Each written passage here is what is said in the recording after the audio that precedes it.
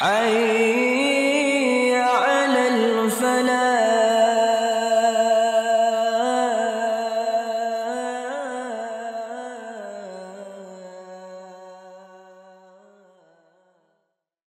Innal hamdalillah nahmaduhu wa nasta'inuhu wa nastaghfiruh wa na'udzu billahi min syururi anfusina wa min sayyiati a'malina may yahdihillahu fala mudhillalah wa may yudlil fala hadiyalah wa asyhadu an la ilaha illallah wahdahu la syarikalah wa asyhadu anna Muhammadar Rasulullah alladzi la nabiyya ba'dah amma ba'd. Faqala Allah ta'ala fil Qur'anil Karim a'udzu billahi minasy syaithanir rajim ya ayyuhalladzina amanusbiru wasabiru warabitu al-ayah.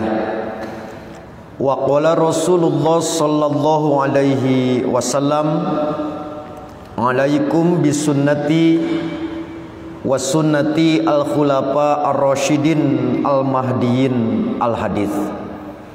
Hadirin ikhwati iman, bapak-bapak dan ibu-ibu serta para mujahid ilmu generasi baru, terkhusus para sesepuh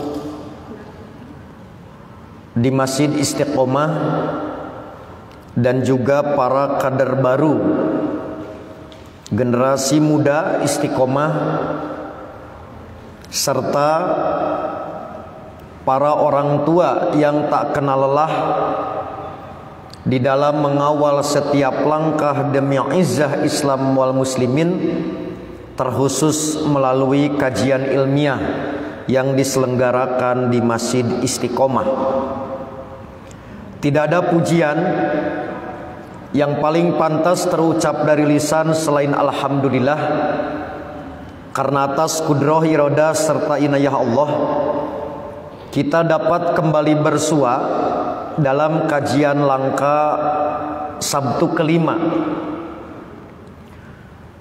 Baik Bapak Ibu yang bisa hadir secara langsung di Masjid Istiqomah ini maupun yang tetap setia mengikuti kajian di tempat masing-masing melalui layanan live streaming di Facebook Ibnu Hajar Media dan Sigabah dan YouTube Istiqomah Media. Sebagaimana yang telah dipublikasikan dan juga tadi oleh penata acara diumumkan bahwa materi kajian pada Sabtu yang kelima edisi Oktober membicarakan satu ideologi yang dalam bahasa anak muda Bandung tema ini ngeri-ngeri sedap gitu. Tetapi yang paling penting untuk disampaikan, materi ini terutama bagi generasi muda muslim khususnya di lingkungan kita, dilihat dari sisi kacamata besar tantangan hidup sebagai kaum yang beriman, bukanlah hal yang baru, juga bukan perkara yang ujug-ujug muncul, tetapi Al-Quran dan sunnah Rasul telah mengingatkan kita bersama, tak terkecuali generasi baru muslim, bahwa tantangan kaum beriman berbanding lurus dengan komitmen dan istiqomah keimanan kita. Disitulah tantangan pasti menyertai. Tentu telah maklum Bapak Ibu, dari 6.200 sekian ayat, ratusan ribu hadis, jika kita buat ringkasan, tantangan orang yang beriman tidak akan lepas dari dua bentuk. Yang pertama, godaan dunia. Kita juga telah maklum godaan dunia modus operandinya cuma 3. 1, wujudnya harta. 2, tahta. 3, wanita atau pria. Itu modus operandi godaan dunia. Barangkali firman Allah yang telah akrab di telinga kita, godaan dunia dilukiskan dengan zuyina linnas hubus syahawat minan nisa wal banin dan seterusnya. Dan itu sudah banyak diulas, dikaji oleh para guru, orang tua, para mubalik, dan telah banyak diingatkan. Maka godaan ini tidak akan kita bahas. Tetapi yang penting untuk dibahas dalam sesi ini yaitu godaan dalam bentuk kedua, yaitu berupa penyimpangan agama. Tantangan ini paling tidak sehari semalam Bapak Ibu kita baca 17 kali di dalam surat Al-Fatihah, bahwa orang yang an'amta alaihim pasti akan dihadapkan pada 2 kutub ekstrim, yaitu ad-dolun, al-magdub, dan ad-dolun. Maka itulah yang perlu untuk diingatkan kembali, terutama bagi generasi baru, adanya tantangan demikian sebagai konsekuensi iman. Semakin tinggi derajat keimanan kita, maka tantangannya semakin besar, godaannya semakin dahsyat. Sebagai tolok ukur berada di level mana derajat keimanan kita. Nah, berdasarkan kajian baik klasik maupun kajian kiwari atau kontemporer gitu. Oh, ibu berarti tenundutan. Nah, dilihat dari wujud gerakan dan ideologi Bapak Ibu, maka dari sekian banyak ideologi, tren, tantangan, penyimpangan agama yang sering disebut dengan aliran sesat menyesatkan atau dolmudil, dari hampir 300 bentuk Bapak Ibu, maka yang tetap eksis seiring dengan perkembangan zaman paling tidak terwujud dalam 3 ideologi. 1, Syiah. 2, komunisme. Yang ketiga, liberalisme.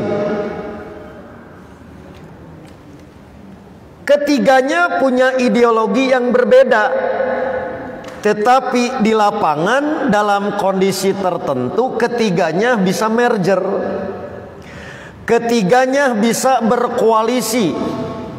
Apalagi ketika di satu wilayah penganutnya dipandang minoritas, maka tentu di tengah deru gerakan yang mayoritas, maka mereka bisa jadi bersatu. Bukan berarti akidahnya, ideologinya melebur, tetapi secara gerakan mereka bisa berkoalisi, mereka bisa merger. Oke? Nah, kita tidak akan bahas Syiah secara mendalam, begitu juga tentang liberalisme secara mendalam, tetapi akan saya libatkan nanti di aspek titik tertentu ketika ada irisan, ada titik singgung berkenaan dengan komunisme. Catatan yang pertama Bapak Ibu, bagi kita orang Indonesia khususnya, persoalan Syiah dan komunisme bukan saja mengancam persoalan ideologi atau akidah, tetapi juga menjadi pemicu disharmoni anak bangsa. Jadi bukan hanya persoalan agama gitu. Membicarakan Syiah dan komunisme itu juga membicarakan kondisi bangsa. Sebab keharmonisan anak bangsa itu terancam, jadi taruhan. Pertama, saya ingin menggambarkan bahwa benturan antara Syiah dan Ahlus Sunnah wal Jamaah di satu sisi, kaum komunisme dan bangsa Indonesia pada sisi yang lain, itu memiliki daya edar pertentangan yang demikian sangat panjang. Misalkan dalam studi kasus Sunni dan Syiah, dari mulai pertentangan dalam bentuk ranah intelektual, yaitu terbitnya buku yang saling membantah, saling menghujat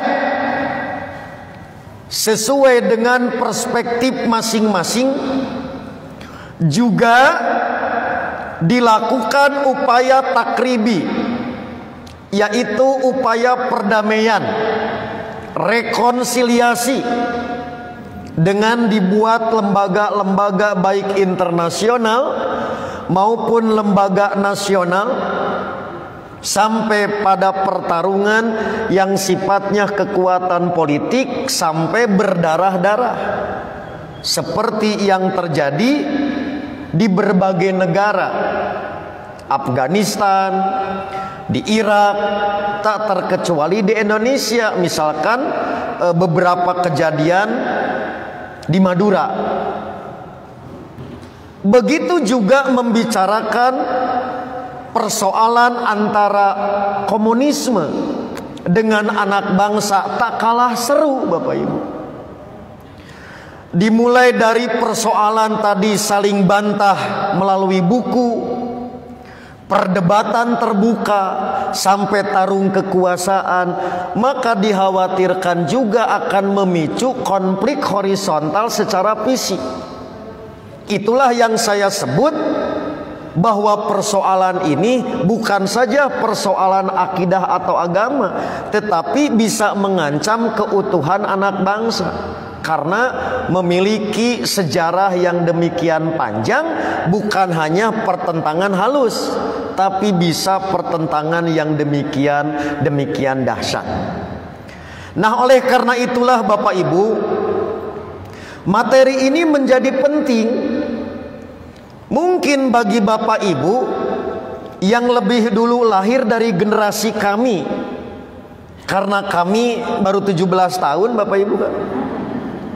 Bapak Ibu sudah duluan lahir.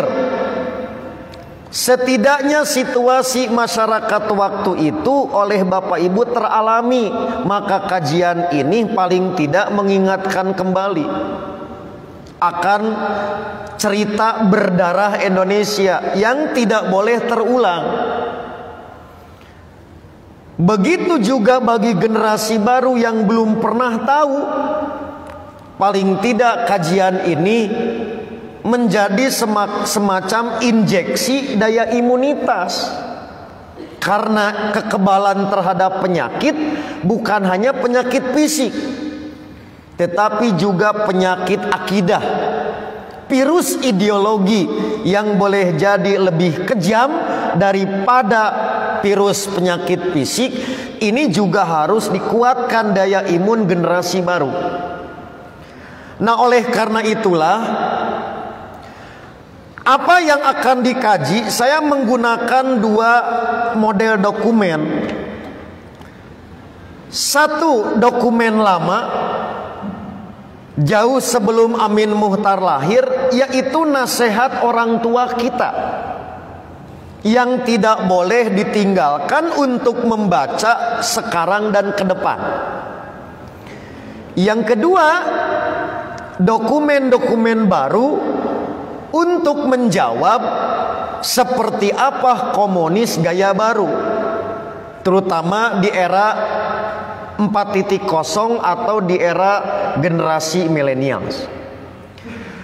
Nah, ini untuk mengingatkan kembali Bapak Ibu.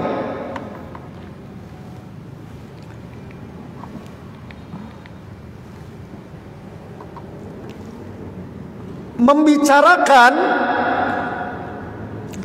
tentang komunisme, orang tua dan guru kita, terkhusus Ki Haji Endang Saifuddin Ansori yang sering disapa akrab Ama. Beliau juga pembina Istiqomah, pembina Salman, putranya Kiai Haji Isa Ansori. Dan kawan-kawan dalam sebuah tulisan ketika saya masih sanawiyah telah mengingatkan kita bahwa komunisme bukanlah ideologi yang berdiri sendiri. Komunisme bukanlah ideologi yang muncul ujug-ujug. Tetapi kelahiran komunisme selalu terkait dan akan diawali dengan ideologi induknya, yaitu sekularisme dan materialisme. Bapak Ibu, tolong dikoreksi. Kita tahu bahwa yang namanya sekularisme yaitu ideologi atau pandangan hidup bahwa urusan moral, urusan nilai baik benar itu tidak didasarkan pada ajaran agama. Maka bentuknya urusan negara harus dipisahkan dari gereja. Sains, ilmu pengetahuan harus ditalak dari agama. Sehingga dalam bahasa yang populer, urusan agama serahkan ke gereja, urusan negara serahkan ke kaisar. Itulah yang disebut sekularisme. Nah, ideologi ini Bapak Ibu telah membentuk masyarakat dalam dua tipe. Tipe pertama yaitu masyarakat yang boleh percaya pada Tuhan, tapi hanya khusus di wilayah privat, wilayah personal, wilayah pribadi. Tak usah keyakinan itu dibawa dalam urusan kehidupan dunia. Maka masyarakat yang demikian contohnya adalah masyarakat barat dan para mukolidnya, yaitu masyarakat boleh percaya pada Tuhan, tapi tong dibawaan nalika ngurus dunia. Tipe yang kedua itu yang disebut ateis, yaitu masyarakat yang sama sekali tidak percaya pada Tuhan. Jadi yang tadi boleh percaya pada Tuhan, tapi kepercayaan Anda itu personal, itu privat. Untuk masing-masing kepercayaan ini tidak boleh ikut campur dalam urusan dunia, dalam urusan kehidupan, termasuk dalam urusan berbangsa bernegara, dalam urusan ekonomi, dalam urusan politik. Nah, itu prototipenya masyarakat barat dan para mukolidnya. Sementara tipe kedua yaitu yang sama sekali tidak percaya pada Tuhan, dulu prototipenya adalah negara Uni Soviet sebelum pecah dan para mukolidnya. Jadi inilah Bapak Ibu, cikal bakal komunisme tak akan muncul tanpa diawali dengan ideologi sekularisme. Kemudian yang kedua, yang juga besar pengaruhnya sebagai ideologi induk dari komunisme, yaitu materialisme. Sebuah ideologi pandangan hidup bahwa dasar segala sesuatu termasuk kehidupan manusia, maka ukurannya adalah kebendaan semata. Tidak ada ukuran mulia dan tidak mulia, materialah yang menjadi ukurannya. Maka dari penjelasan ini Bapak Ibu, orang tua kita secara sederhana memberi gambaran. Materialisme itu ibarat anak kecil. Posisi materialisme itu adalah anak kandung sekularisme. Bila badannya telah tumbuh dewasa, akan menjelma menjadi komunisme. Maka kesimpulannya, komunisme tidak akan timbul apabila tidak diawali oleh materialisme. Materialisme tak akan berkembang sekiranya tidak ada sekularisme. Maka inilah yang disebut cikal bakal ideologi komunis. Setali tiga uang, tidak bisa dilepaskan satu sama lain.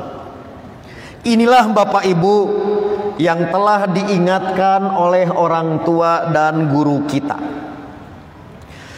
Jauh-jauh hari sebelum peristiwa Madiun 1948, orang tua kita khususnya Ahasan dan kawan-kawan masa itu telah mengingatkan bahayanya komunisme, dan mereka bersikap tegas terhadap kelicikan dan kekejaman PKI, seperti yang ditegaskan dalam majalah Pembela Islam terbitan 1929 sampai 1935. Ini jauh sebelum peristiwa Madiun meletus. Mohon maaf yang sebesar-besarnya Bapak Ibu, majalah bentuk fisiknya tak bisa saya bawa karena sudah demikian rapuh. Kalau dipegang oleh ibu bisa bubuk. Tapi saya perlihatkan scanningnya, hasil scan sebagai bukti betapa orang tua kita sejak dulu sudah mengingatkan persoalan ini. Oke, jadi kurang lebih ini bentuk majalahnya yang terbit 1929 sampai 1935. Namanya Pembela Islam. Di situ ada Buya M. Nasir, Pak Isa Ansari, Muhammad Rum, dan seterusnya tokoh-tokoh nasional.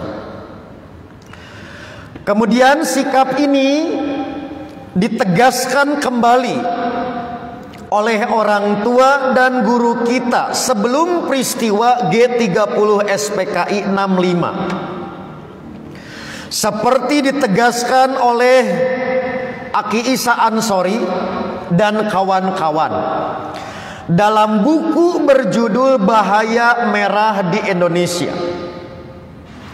yang diterbitkan oleh Front Anti Komunis tanggal 9 November tahun 1954. Saya ambil cuplikan secuil betapa orang tua kita telah mengingatkan. Begini cuplikannya Bapak Ibu ya, saya bacakan nih. Hantu komunisme, demikianlah istilah yang mereka pakai untuk dirinya sendiri, kini merayap dan berkeliaran di seluruh dunia.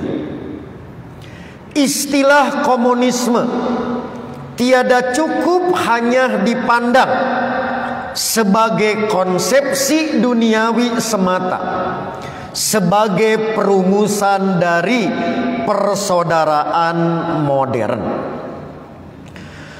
Tetapi komunisme sebagai aliran atau sistem yang hendak memecahkan persoalan kehidupan dan kemasyarakatan perlu dilihat dari segi pandangan hidup.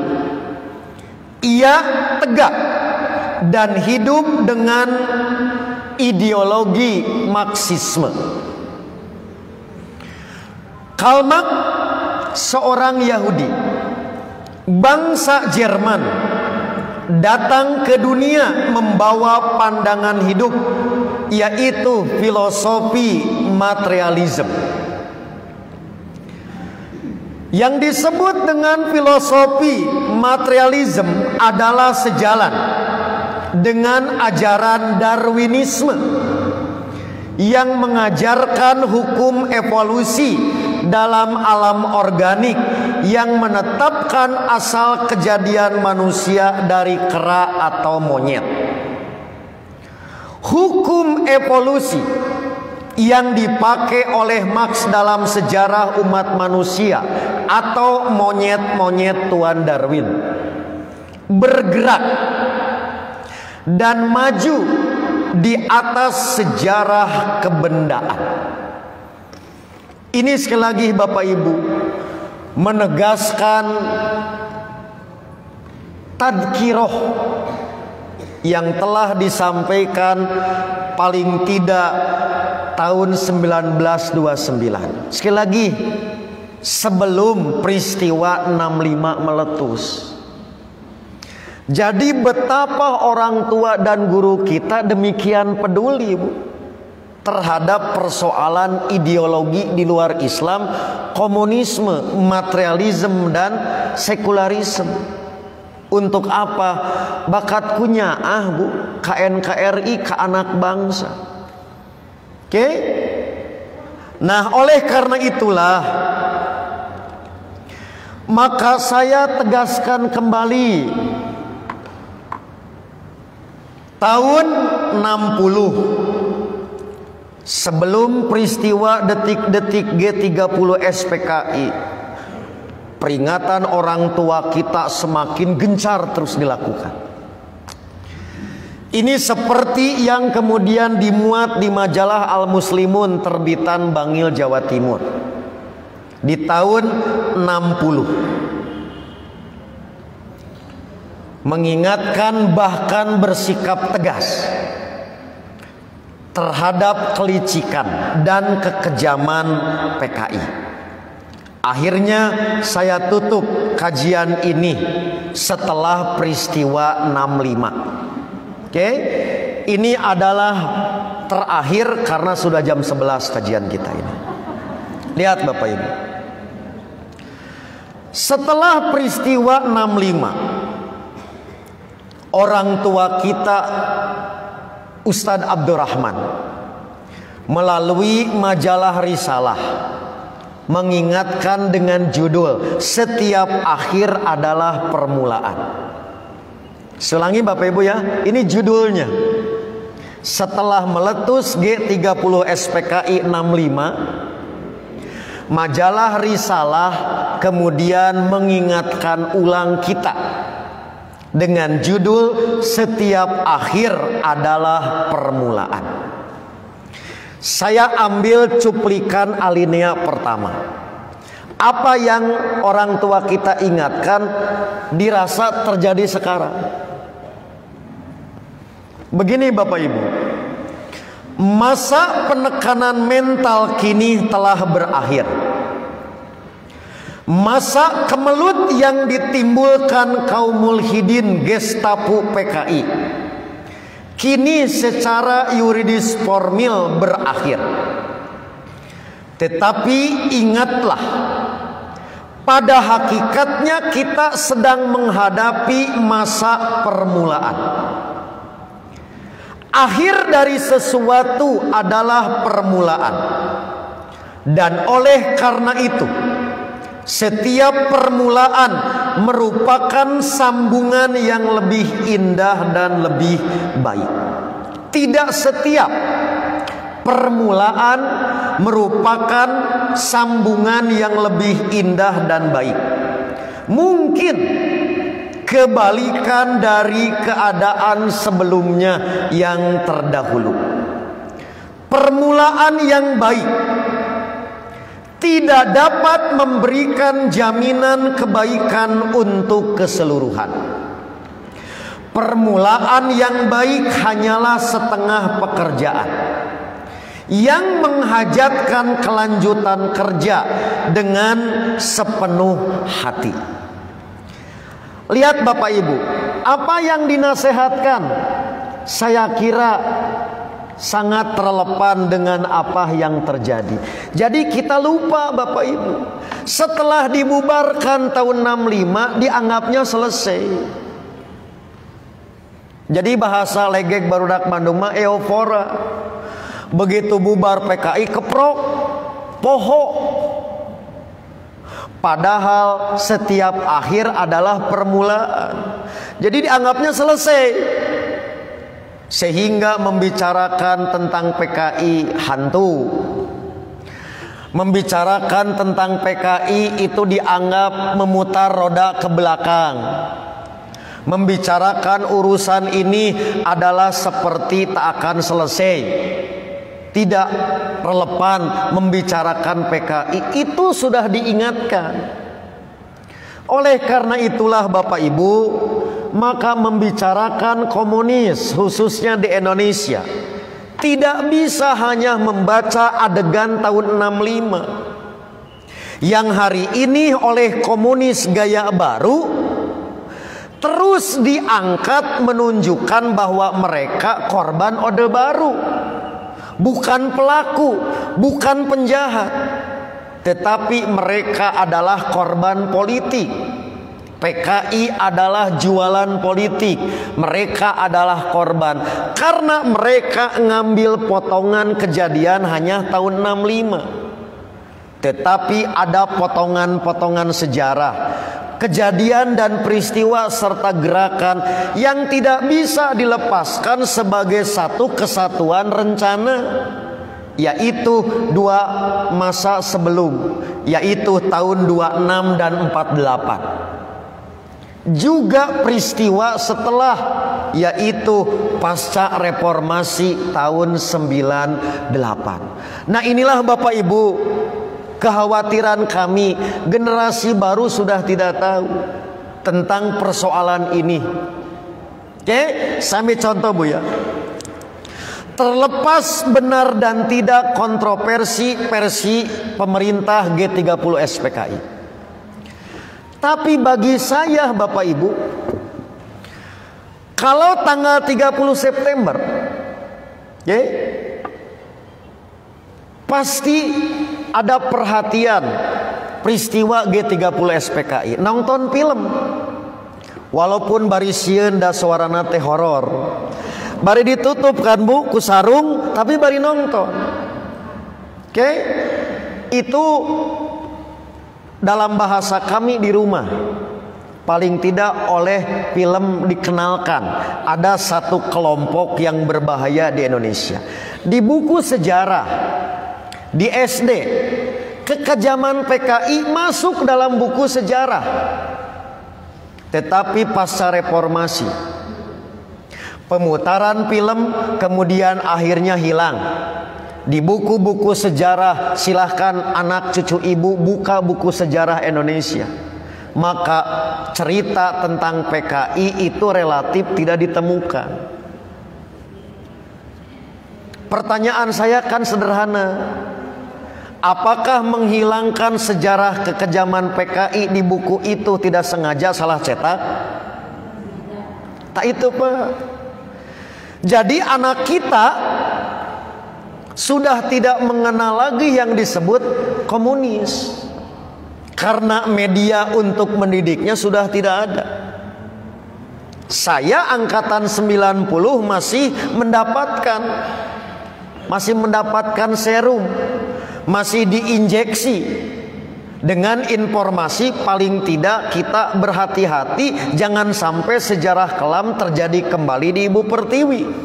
Tapi anak kita, generasi yang akan datang, ketika membicarakan PKI seakan-akan itu fosil masa lalu, seakan-akan membicarakan Fir'aun perjaka.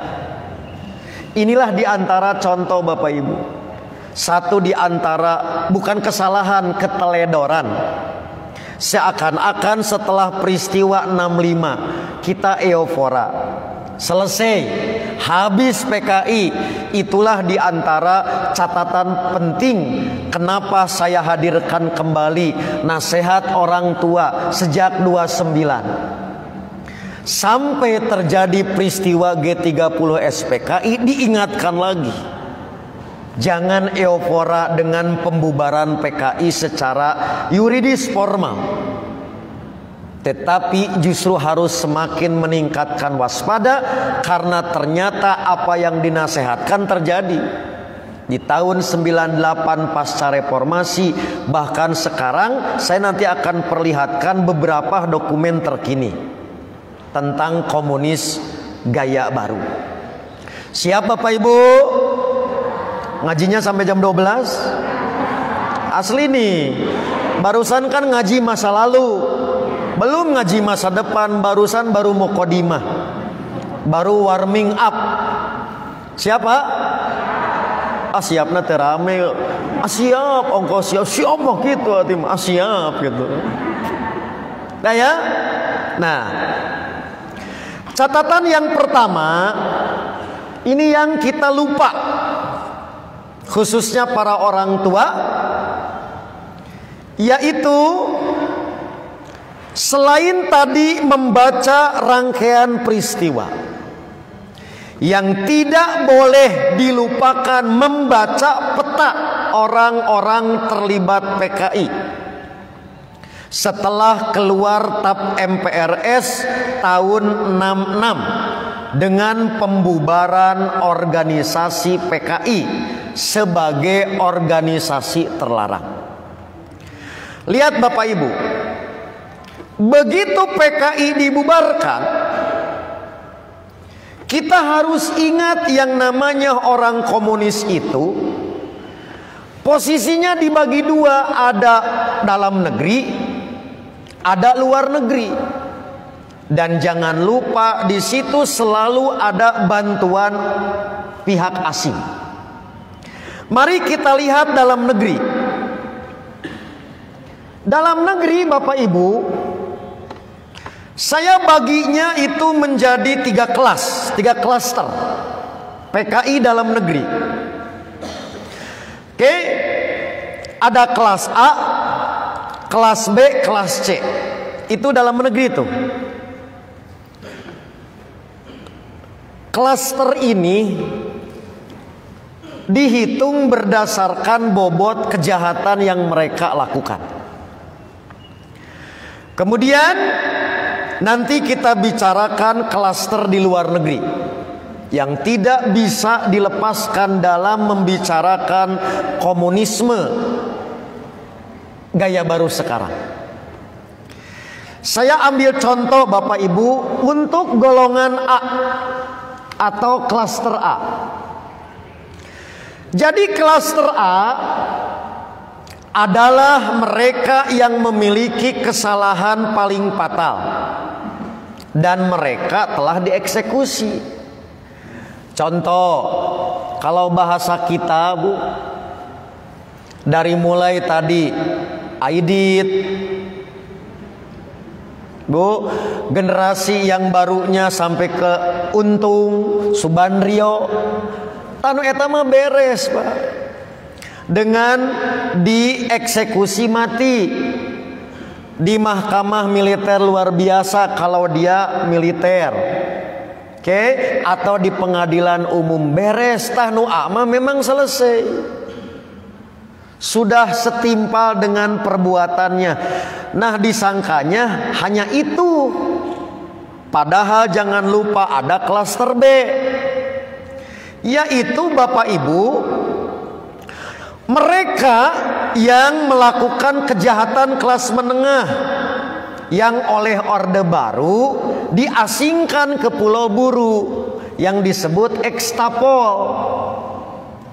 Nah, mereka inilah Bapak Ibu yang dulu, maka dalam bahasa kami yaitu kaum remaja, para pemuda, mereka dibuang, yang disebut hukuman tanpa proses pengadilan. Yang tak kalah penting yaitu yang ketiga, yaitu kader PKI yang mendukung aksi-aksi PKI. Mereka banyak dan berkeliaran. Umumnya mungkin waktu itu bisa jadi masih anak-anak, masih remaja, SD, SMP, SMA. Di zaman itu saat para tokohnya dieksekusi mati, maka ada kelas B dan kelas C.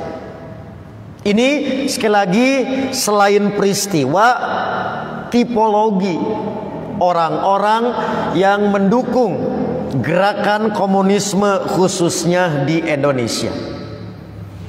Apalagi Bapak Ibu jika kita membaca di luar negeri.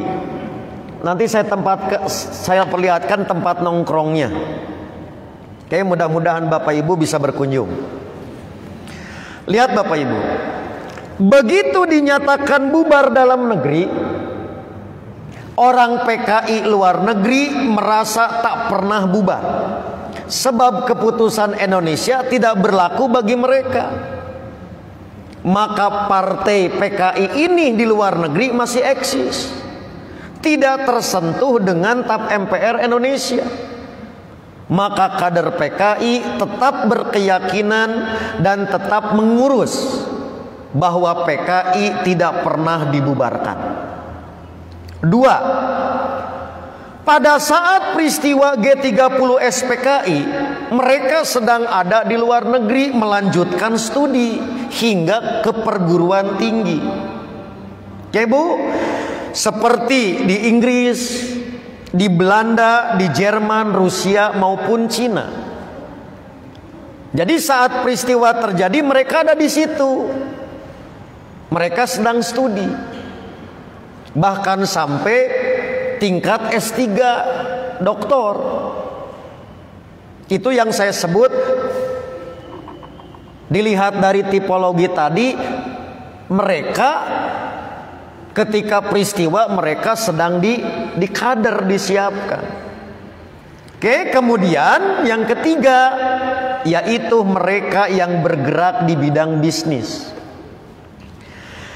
Nah, inilah Bapak Ibu, tidak bisa dipungkiri,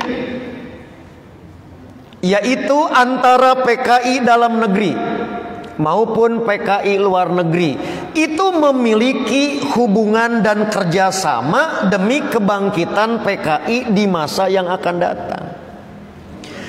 Yaitu PKI dalam negeri tugasnya Bapak Ibu mencari kader untuk dikirim ke luar negeri. Sementara PKI di luar negeri bertugas mengurus yang dikirim dari dalam negeri, sehingga para kader ini akan kembali ke Indonesia. Mereka telah menjadi kader-kader yang tangguh, yang nantinya diharapkan jadi mentor bagi kader PKI Indonesia. Ini bukan opini, bukan asumsi, ini fakta.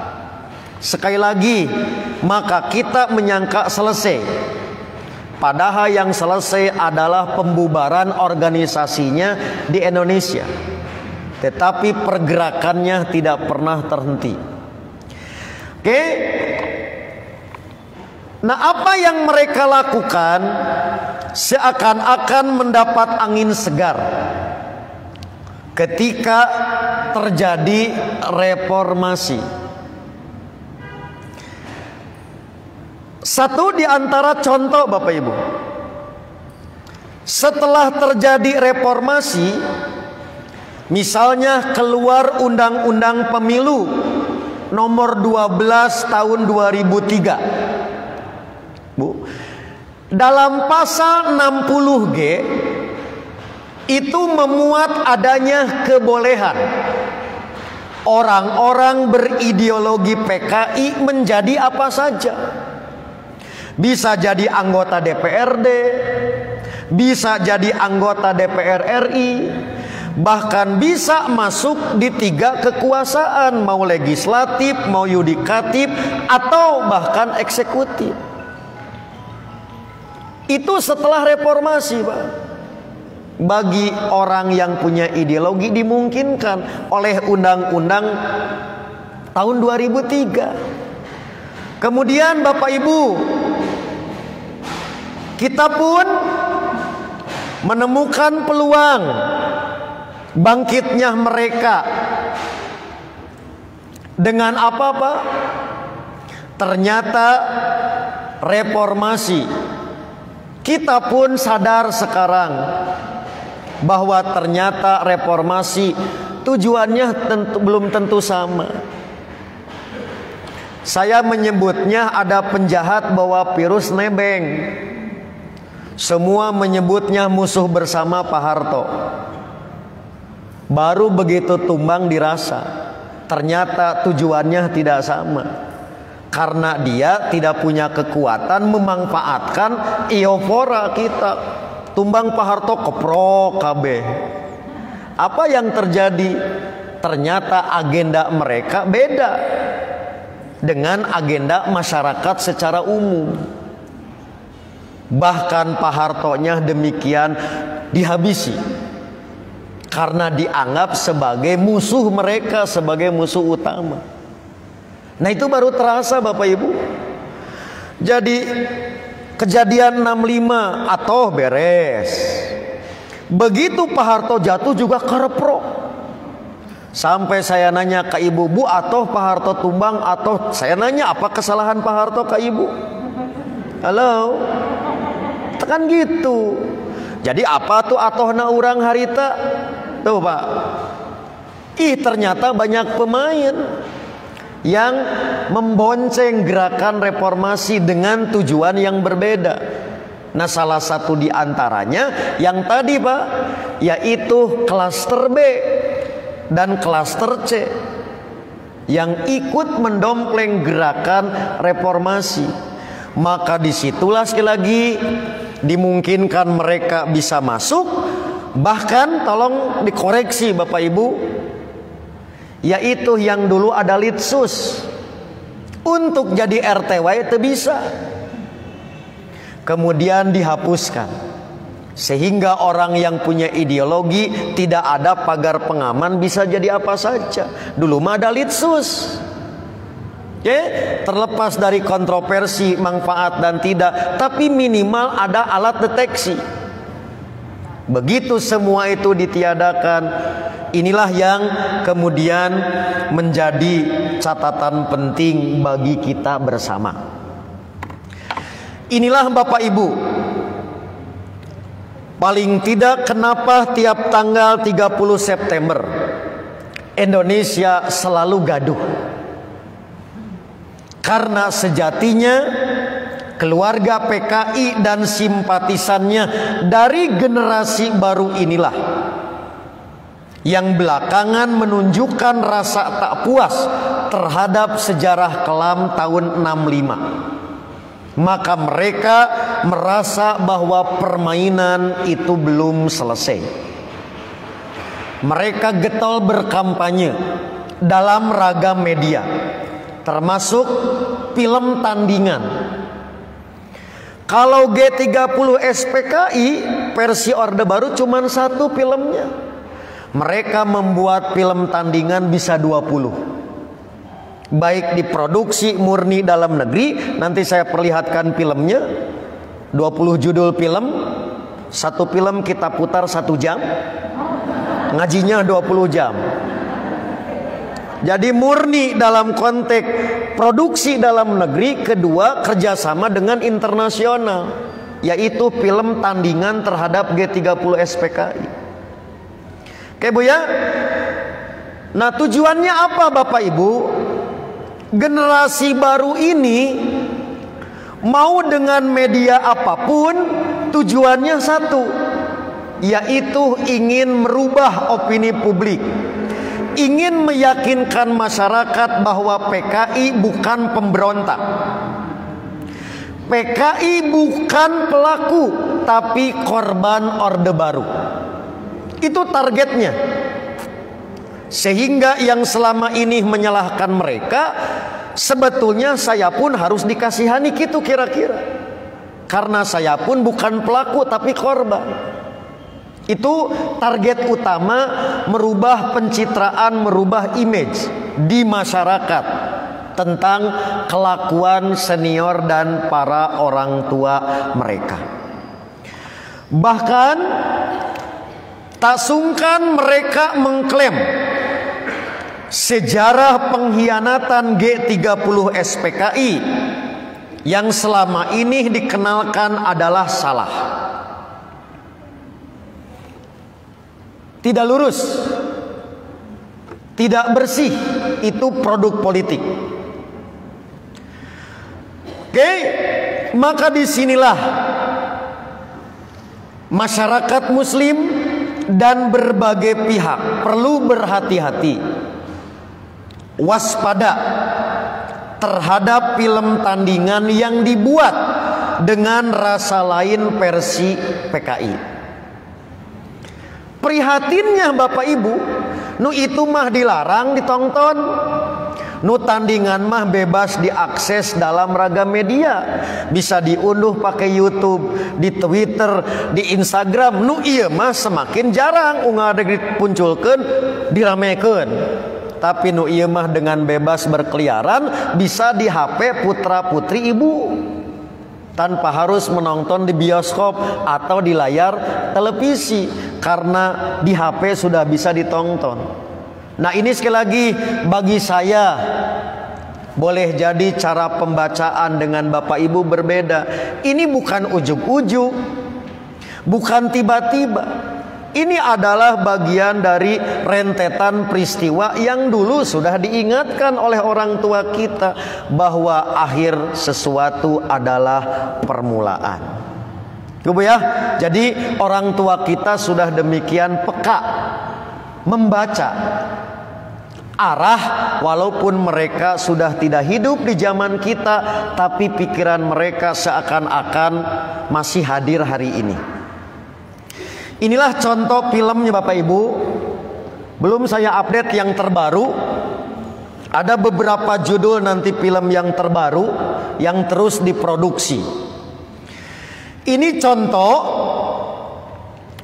produksi film kerja bareng dengan luar negeri. Paling tidak 5 judul film dokumenter yang dibuat kerjasama pihak dalam negeri dengan luar negeri.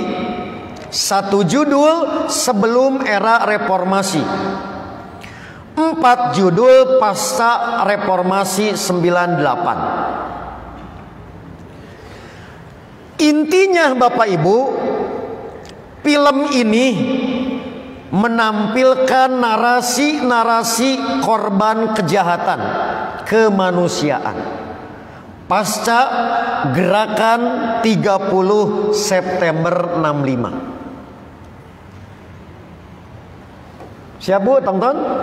Ini 5 film nih mau diputar nih. Ini hubungan dengan luar negeri. Bahkan sutradaranya memang orang luar negeri. Tak kalah penting, ini contoh produk dalam negeri. Artinya tidak langsung disutradarai atau produsernya orang luar negeri. Ini murni misalkan dalam negeri. Contoh Bu, misalkan judulnya Puisi Tak Terkuburkan tahun 99. Kemudian Mas Grab Kuburan Massal tahun 2001. 3 Menyemai Terang Dalam Kelam tahun 2006. 4 Tumbuh Dalam Badai tahun 2008 dan Cidurian 19 tahun 2009. bukan Cidurian Cicadas atau Cidurian Bebas, tapi Cidurian ini alamat tempat para seniman komunis di Jakarta, namanya Jalan Cidurian. Jadi pusat kebudayaan komunisme di Jakarta, namanya Jalan Cidurian 19. Sekali lagi,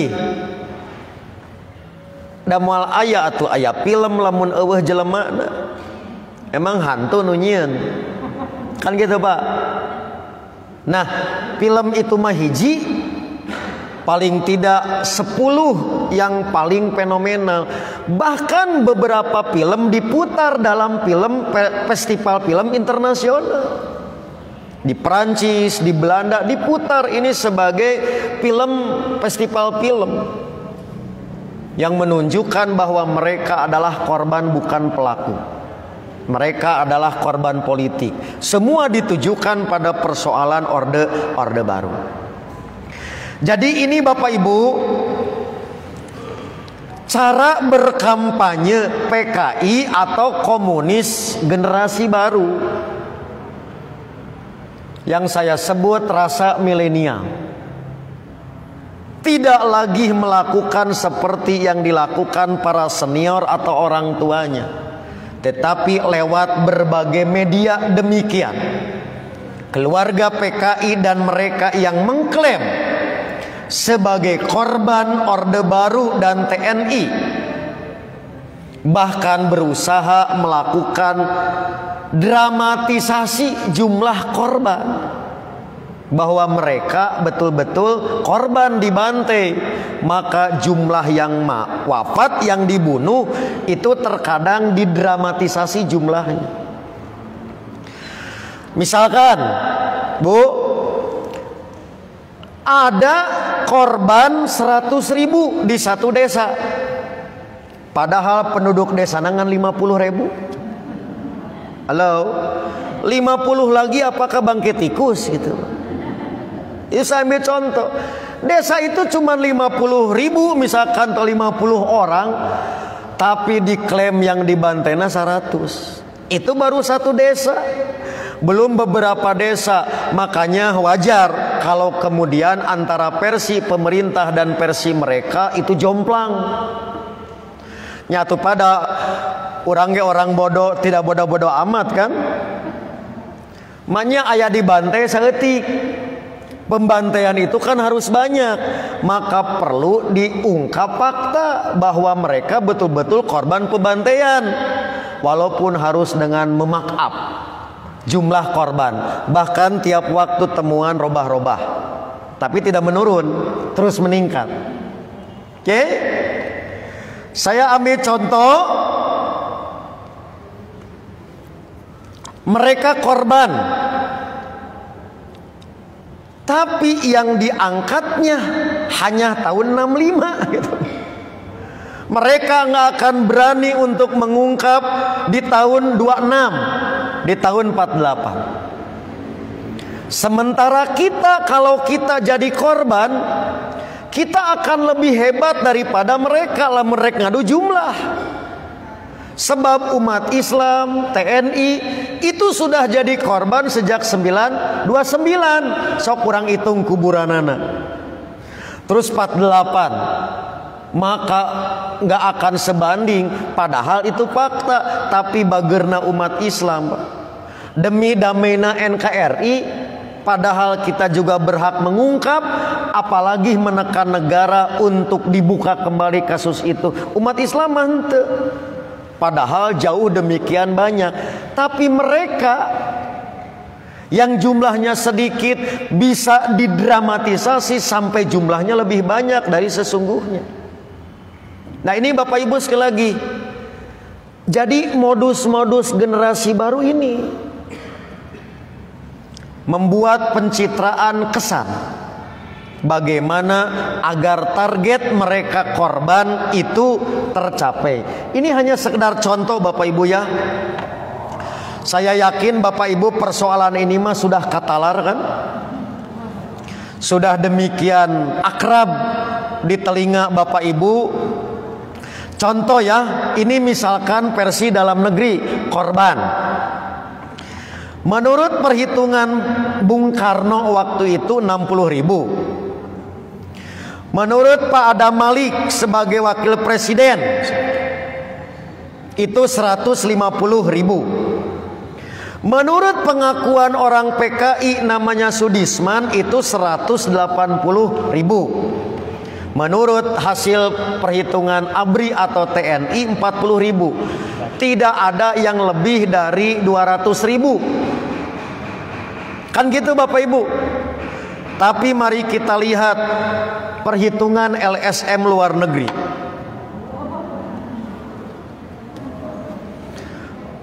Penelitian misalkan Ben Anderson 500.000 sampai 1 juta korban. Ini semua pengamat luar negeri. Dalam tanda petik mereka ikut terlibat karena peduli untuk mengungkap kejahatan HAM. Ekstapol menjadi korban gitu.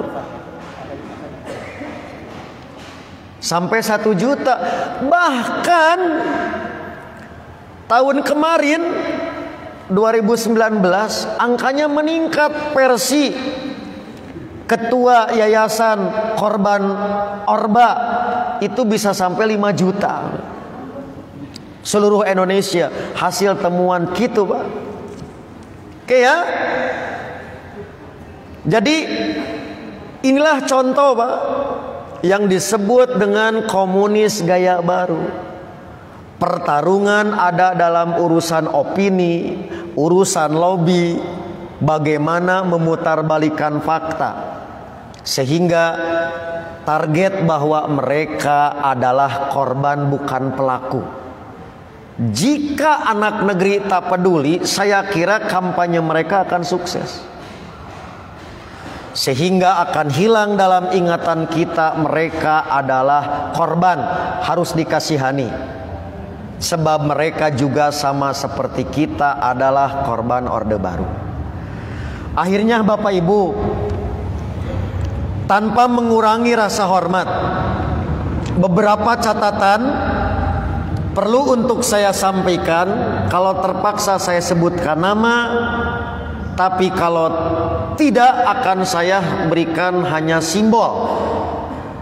Baik nama organisasinya, nama tokohnya di Indonesia dan sampai hari ini tetap eksis di dalam upaya memutarbalikan fakta, bahkan seperti generasi pendahulu, yaitu berdusta dan tebar fitnah.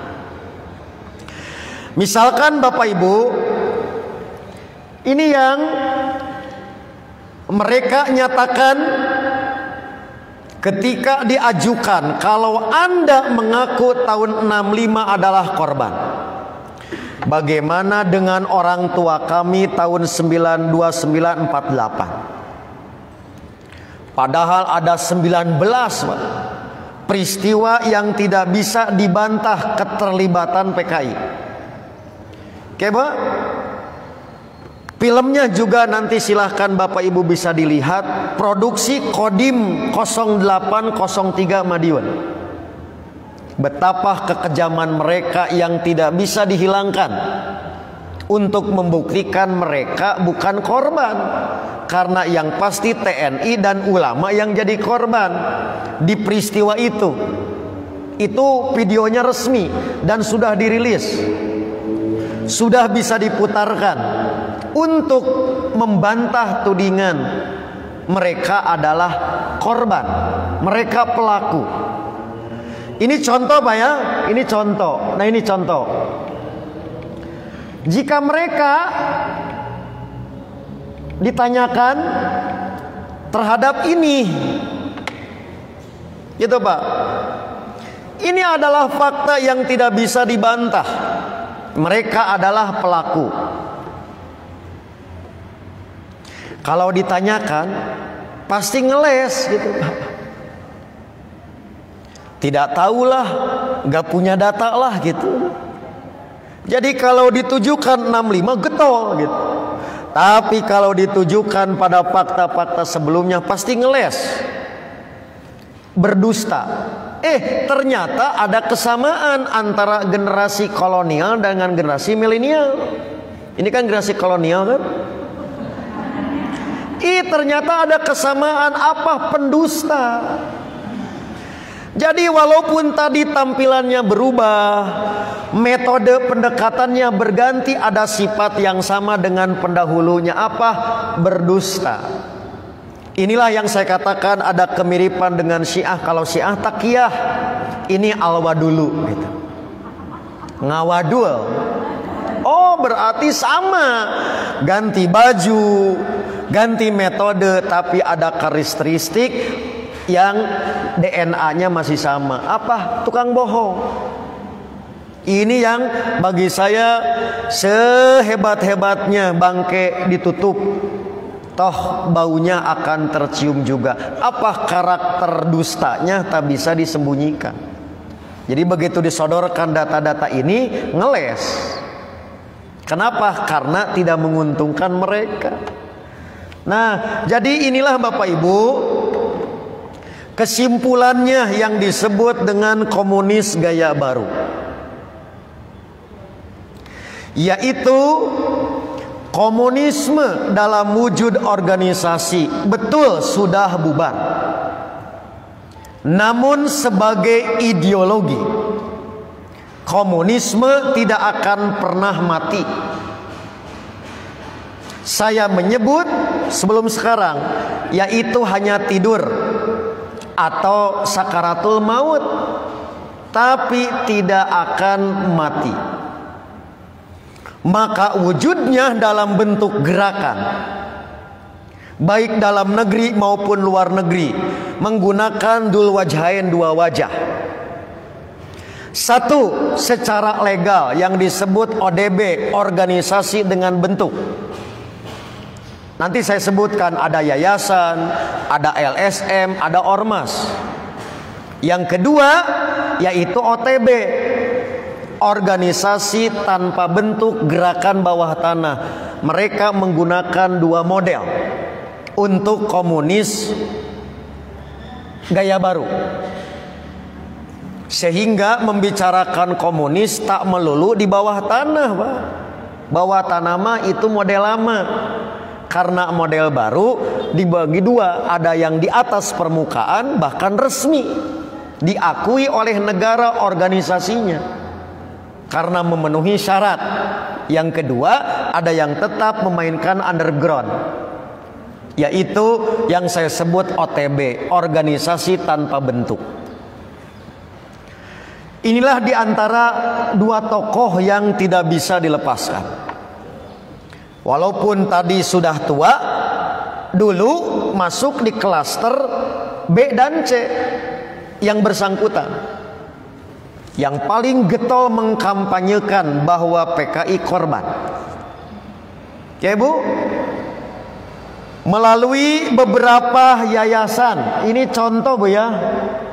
Silakan Ibu, kalau bulan September di media pasti yang paling nongol si abang ini, paling banyak dan paling santer, paling keras kalau membicarakan bela mati-matian tentang PKI korban Orde Baru. Ya Pak? Jadi dia dan kawan-kawan yang mengklaim korban Orde Baru mendirikan organisasi gitu, Yayasan Penelitian Korban Pembunuhan Rezim 6566 YPKP.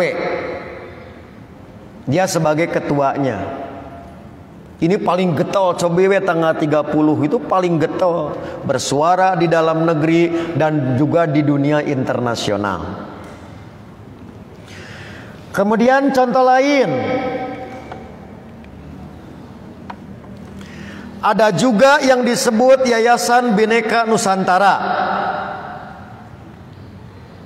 Oke, ada juga LPR KROB, Lembaga Perjuangan Rehabilitasi Korban Rezim Orde Baru. wadah ex-PKI yang dipimpin oleh Samaun Utomo hingga wafat tanggal 11 September tahun 2017.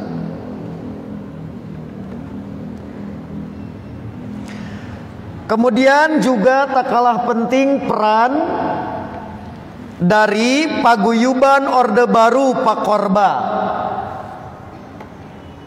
yang diketuai oleh anggota DPR, gitu kan, yang membuat buku Aku Bangga Jadi Anak PKI. Kemudian juga ada Lembaga Penelitian Korban Peristiwa 65 LPKP 65 yang bersangkutan juga sebagai ketua umum. Ini contoh Pak ya, contoh kampanye di media. Generasi baru mau di Facebook, di Twitter, sampai hari ini aktif berkampanye. Silakan tinggal nanti dibuka oleh ibu, mau di Twitter, mau di Facebook, mau di Instagram. Ini nyata gitu Pak, bukan katanya, bukan hantu. Makanya hantu bisa main Facebook gitu Pak ya. Nah, yang bersangkutan inilah yang mendesak Presiden Jokowi untuk meminta maaf. Salah satu di antara tokohnya adalah dia. Jadi mendesak Presiden Jokowi agar peristiwa 65 Indonesia meminta maaf terhadap korban 65. Itu videonya ada dan bukan katanya. Videonya komplit kok, bisa dibuka, bisa dilihat. Itu contoh Pak yang disebut dengan PKI atau komunis generasi baru. Walaupun sudah pada mulai tua, tetapi dilihat dari klaster tadi, klaster B dan C itulah yang aktif sekarang. Oke ya. Ini akun resmi Facebooknya, yang tadi personalnya. Tuh, tahun 2005 ini terus kampanye. Kemudian juga tak kalah penting, satu di antara tokoh. Nah ini kan, ini anak gerwani PKI gitu kan, yang mengeluarkan maklumat akan menghancurkan monumen Pancasila Sakti Lubang Buaya. Itu juga terbuka videonya ada, seperti yang disampaikan di acara seni budaya Taman Ismail Marzuki di tahun 2016. Ini sama klasternya yang tadi B dan C. Yang saya sebut tadi masih remaja waktu itu, sekarang sudah mulai berumur, tapi aktifnya luar biasa, berkampanye. Ini situsnya nanti juga bisa dicek oleh Bapak Ibu sebagai bukti bahwa generasi baru komunis itu tetap eksis, hidup. Bukan konon, bukan katanya. Di antara target misalkan lembaga ini menolak konstruksi sejarah palsu buatan rezim Orde Baru soal G30S yang masih digunakan negara sampai saat ini, menolak segala peringatan yang dilakukan pemerintah perihal G30S yang diasosiasikan dengan pemberontakan PKI. Itu misinya. Kemudian yang tak kalah penting, menuntut satu, ungkap kebenaran sejarah soal gerakan 1 Oktober tahun 65 yang didalangi oleh CIA dan Angkatan Darat Paksi Soeharto. 2, Presiden harus mengeluarkan permintaan maaf kepada korban atas kesalahan negara yang pernah melakukan penahanan, penyiksaan dan pembunuhan jutaan orang terkait dengan kejahatan kemanusiaan 65. Pulihkan hak-hak korban. Negara harus bertanggung jawab di hadapan hukum. Negara harus menjamin agar kejahatan kemanusiaan serupa tak terulang kembali di masa depan dengan cara menegakkan HAM dan demokrasi kerakyatan. Nah, dia juga getol Bapak Ibu gitu kan. Oke, melalui organisasinya. Oke, kemudian karena pemerintah Indonesia dianggap lalai, tidak merespon tuntunan mereka, akhirnya melalui tadi generasi yang ada di luar negeri, dengan bantuan lembaga hak asasi internasional, mereka juga melakukan upaya pengadilan luar negeri untuk negara Indonesia. Dianggap tadi terperhatian, kurang respon, mereka menggaduh di luar. Sampai akhirnya Bapak Ibu, ini contoh Bu ya. Contoh web resmi yang diurus oleh generasi ketiga tadi atau B dan C di luar negeri sampai hari ini eksis. Tapi tidak setiap orang bisa masuk mengakses beberapa dokumen kecuali anggota atau rekan mitra mereka. Ini contoh Pak. Sampai hari ini saya cek masih aktif.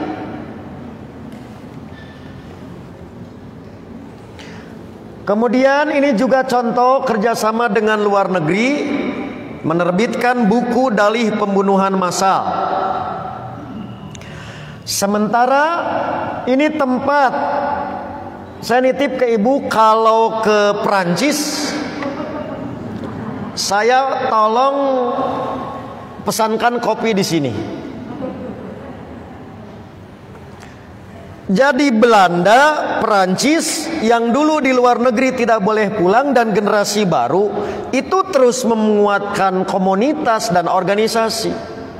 Paling tidak kalau di Perancis di sini nongkrongnya di sebuah restoran, nanti di Belanda juga ada base campnya. Nah kalau nanti Bapak Ibu ke situ, beritahu saya gitu, mau datang ke sana gitu. Nanti di sini nitip jengkol gitu, kita dari sana bawa kopi gitu, kopi rasa komunis milenial. Nah maka inilah Bapak Ibu, yang kita sangka sudah selesai, ternyata para aktivis inilah sebetulnya yang terus melakukan manuver. Indonesia dalam negeri boleh jadi tajam tapi biasa, luar negeri itu lebih heboh lagi. Maka tanggal 2014 sebagai corong mereka di luar negeri, misalkan menerbitkan peluncuran website untuk membentuk opini dunia, maka jaringan kerja mereka hampir ada di seluruh dunia. Misalkan ya saya sebutkan nih contoh di Belanda, di Australia, di Inggris, di Jerman, Swedia, Prancis, Belgia, Kanada, Skotlandia dan Muang Thai perwakilannya. Jadi mereka terus melakukan komunikasi, melakukan lobby untuk mendesak pemerintah Indonesia telah melakukan kejahatan karena tak berhasil lewat rencana yang tadi. Tidak digubris, tidak diperhatikan, merasa dianaktirikan, akhirnya di luar negeri lebih diperkuat. Nah ini contoh Pak, misalkan acara tahunan menerbitkan buku internasional tentang kejahatan kemanusiaan Indonesia. Ini launching buku contoh. Diundang beberapa aktivis, kemudian juga nanti mengadu kepada pengadilan internasional Indonesia, negara Indonesia sebagai terdakwa gitu. Dan diadakanlah sidang maka hakim internasional menyatakan Indonesia telah melakukan kejahatan. Ketuk palu gitu, Pak. Belum lagi tokohnya mendapatkan Nobel, penghargaan sebagai pejuang hak asasi manusia. Ini di Korea Selatan. Nah gitulah Bapak Ibu. Jadi sekali lagi, komunisme dalam wujud organisasi boleh bubar, tapi sebagai ideologi sampai kapanpun tak akan pernah mati. Apalagi sekarang bukan hanya ideologi dan organisasinya masih eksis, walaupun sudah bentuk wujud yang kita sebut legal formal. Oke, mari saya bacakan terakhir nih, Sajak DN Aidit. Di dalam bukunya berjudul Sekarang Ia Sudah Dewasa, terbitan Bintang Merah tahun 65, yang saya kutip di halaman 188. Oke, yaitu PKI adalah anak zaman yang akan melahirkan zaman.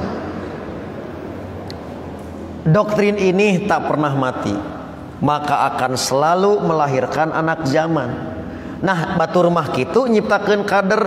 Saya mau nanya, seberapa peduli kita melahirkan kader? Minimal anak kita teu polos urusan komunis. Tentu kalau tidak dikenalkan oleh kita, mau siapa lagi? Inilah tugas kita bersama. Kalau tidak oleh kita, mau siapa lagi? Karena hanya umat Islam, ulama dan TNI yang akan menjadi gerbang terakhir. Sehingga punten Bapak Ibu, dalam kasus tertentu kita diadu domba. Antara umat Islam diadukan, TNI diadukan. Itu kan cara-cara yang bagi saya, karena dua inilah yang diandalkan. Kalau ini bubuk, nggak ada lagi penjaga NKRI, khususnya yang peduli terhadap persoalan komunis. Nah, mudah-mudahan Bapak Ibu dengan kajian yang sederhana ini dari tahun 92, 29 tadi kan kita ngajinya kan, sampai barusan, karena Bapak Ibu mah palalinter luar biasa. Hanya cukup disampaikan dalam 1 jam, tetapi paling tidak ada catatan-catatan kecil yang terus menggugah agar kita lebih peduli terhadap negeri melalui transfer ilmu dan pengetahuan serta kepedulian ini terhadap anak cucu kita. Agar sekali lagi apa yang mereka usahakan tidak mencoreng ulang, yang boleh jadi luka lama masih basah menganga. Jangan sampai kemudian dibanjur dengan luka baru oleh cuka yang akan menyebabkan NKRI berduka.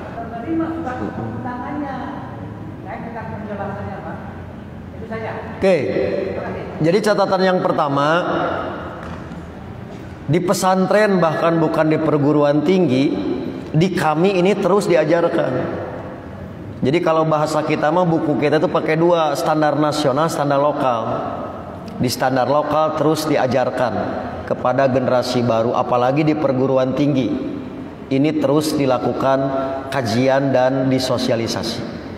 Oke, 2, yaitulah Bapak Ibu, dalam konteks tadi kritik ilmiah itu hal biasa. Tetapi sekiranya sudah jatuh kepada orang dalam tanda petik nu ngadon rame, nah pokok masalah jadi tidak clear, sehingga cukup dihentikan lalu dikirim surat untuk silaturahmi, tapi harus menghormati ketika tidak siap untuk menerima dengan pertimbangan sibuk dan lain sebagainya. Jadi surat terakhirnya sudah disampaikan, untuk bertemu lebih baik diselesaikan bari ngopi daripada di media gitu. Itu sudah sampai ke sana. Tapi kita memaklumi kepadatan jadwal dan sebagainya, boleh jadi ini tidak menjadi prioritas. Jadi kita hentikan sampai di situ. Lebih baik di medianya kemudian turun tensinya itu minimal, supaya jangan nanti dimanfaatkan oleh pihak lain yang justru bakal terus mengadu, padahal di antara kitanya sudah calling down, tapi orang akan terus mengangkat. Itu yang dilakukan. Jadi sudah disampaikan suratnya, kita harus memaklumi, diterima atau tidak tergantung tuan rumah. Ya. Apa satu lagi?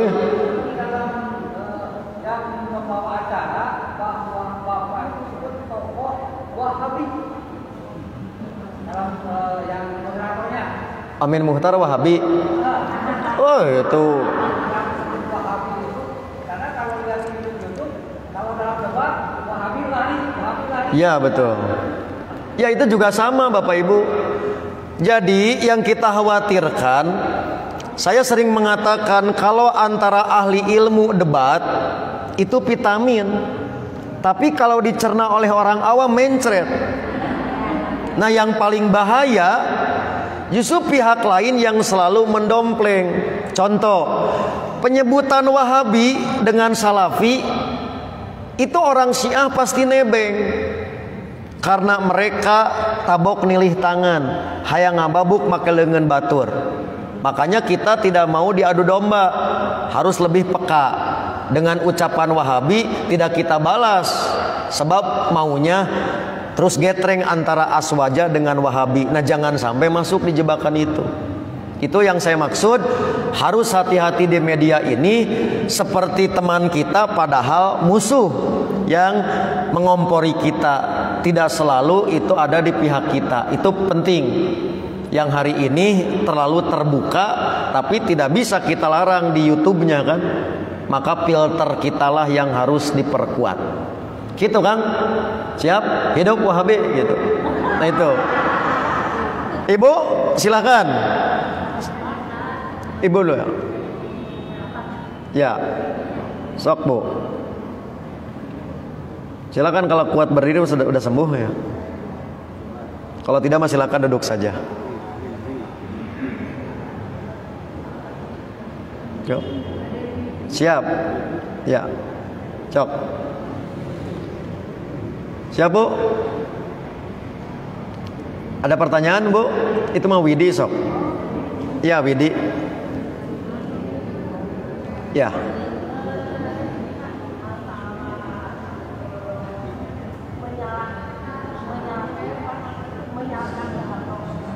Menyalahkan Soeharto, oke.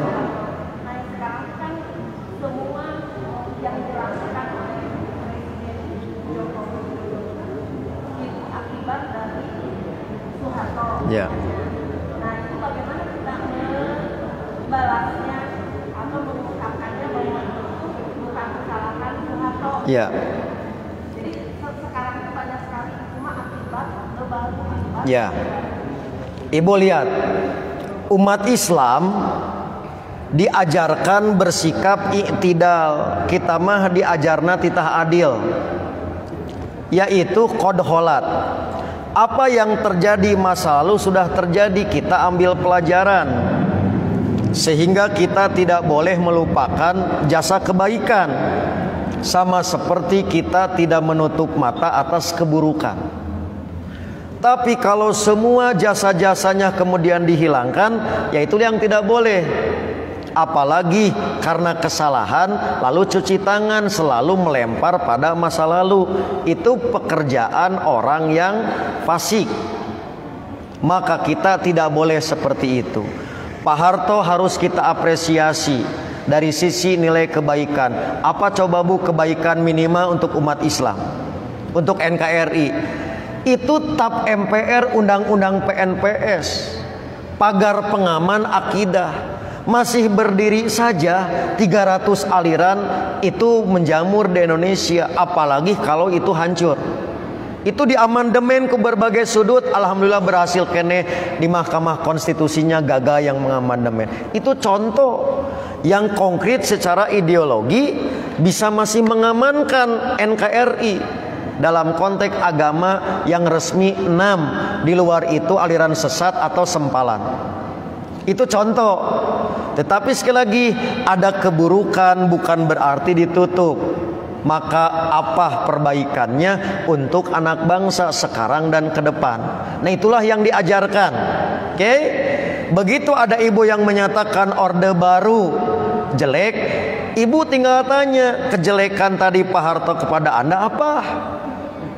Kan gitu.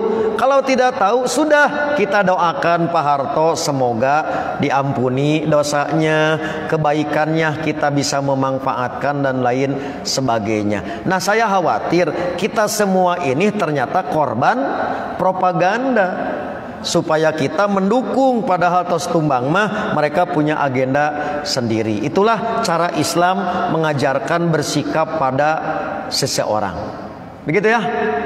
Terakhir asli. Oh, siap Bu.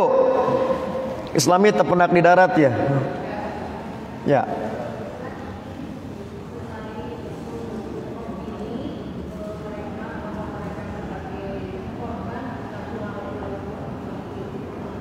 Ya.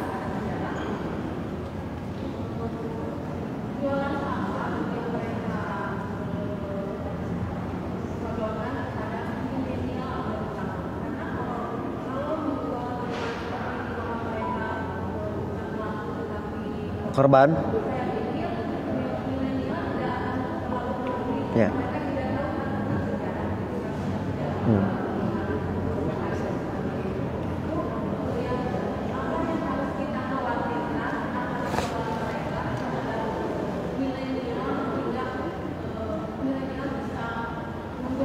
Ya. Gini Bapak Ibu, tadi saya sampaikan di mukadimah 3 ideologi yang eksis, tetapi dalam kasus tertentu mereka merger atau berkoalisi. Mereka sadar Bu, dalam konteks milenial hari ini tidak bisa menggunakan jargon masa lalu.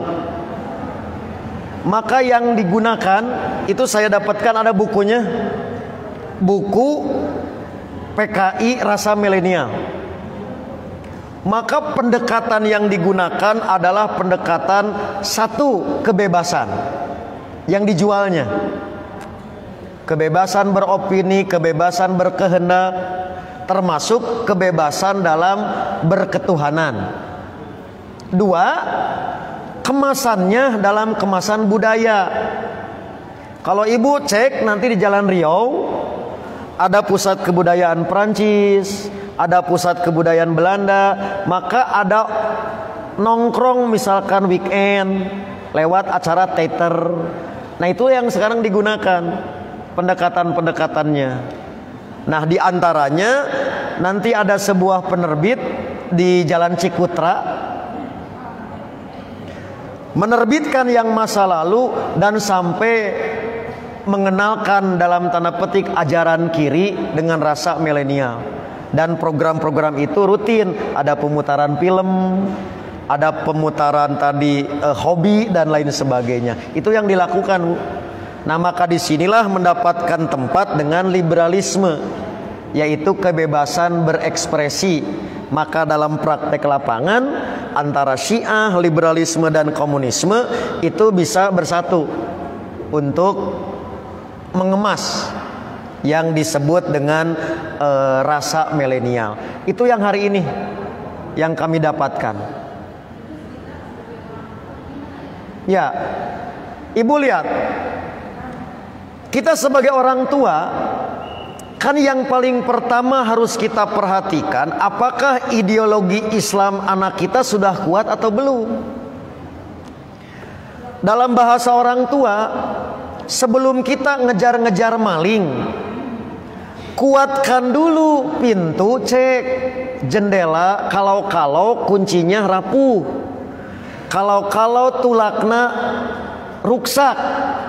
Maka ke dalam hari ini yang bagi saya paling penting adalah mengukur ideologi Islam anak kita sudah sejauh mana. Contoh Bu, kepedulian we contoh. Lamun ayeuna aya Islam diganggu, coba cek anak kita.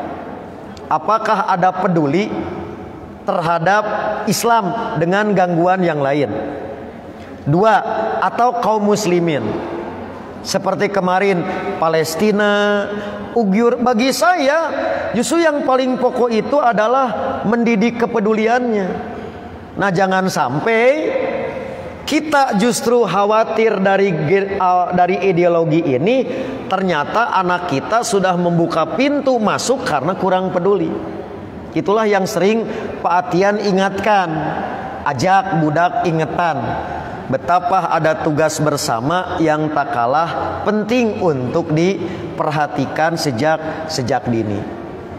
Gitu Bu.